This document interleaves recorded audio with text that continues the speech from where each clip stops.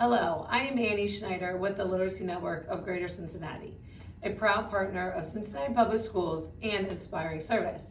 And today I'm going to tell you about the ABCs and 123's of virtual tutoring. Let's start with the ABCs first. A is for active. Make sure you keep your student as active as possible. Get them engaged. Have them stand up to answer a question. Have them sit down to answer a question. Have them jump around in a circle if you need to. These students have been in front of their screens for a while during this pandemic. So we want to do our best to get them actively engaged in the session. One example is do a scavenger hunt. So you could, for example, you could say, hey, go find something that starts with the letter S in your room. Now this activity can be changed based on the grade level or the activities of interest that the students are looking for help with. Let's move on to B. Be mindful of your tone. Remember, the StudyHall platform is not video based. It is chat and whiteboard based. So you have to make sure your tone is concise, loud, no mumbling please, and as a huge tip, remember to smile as you're talking. This can go a long way for the students. If they think you're unhappy, you don't want to be there, it's not going to make the experience as good for you as well as for the student. C is creativity. We need to be creative as possible during this time. So make sure you ask them to get out of their comfort zone. You are too, right? We're in a new virtual era, and we need to make sure we're thinking of new ideas for them to use. The whiteboard is a great tool. So instead of just having the student answer a question by telling you it, have them draw the picture of the answer on the whiteboard. Think outside of the box if possible. Let's move on to the 123's of volunteering.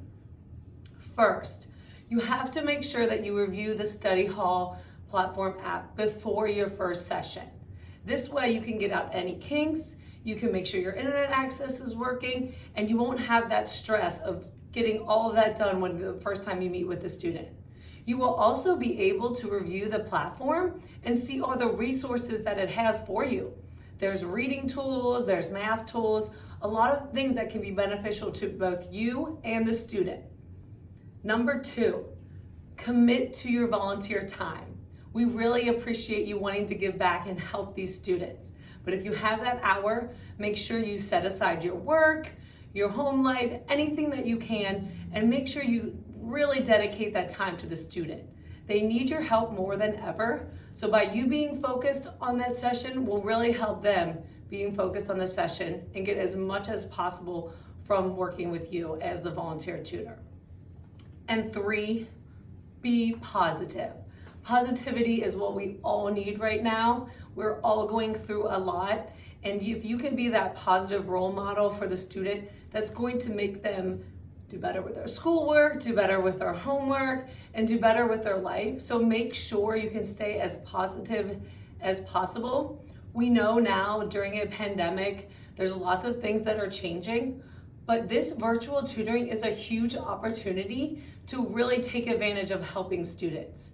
So now, instead of having to drive somewhere to help a student, take extra time to meet with them, you can do it from the comfort of your home or your work, right? Wherever you are, you can meet with these students online and help them, and we can all do it in a safe way to protect us and our students.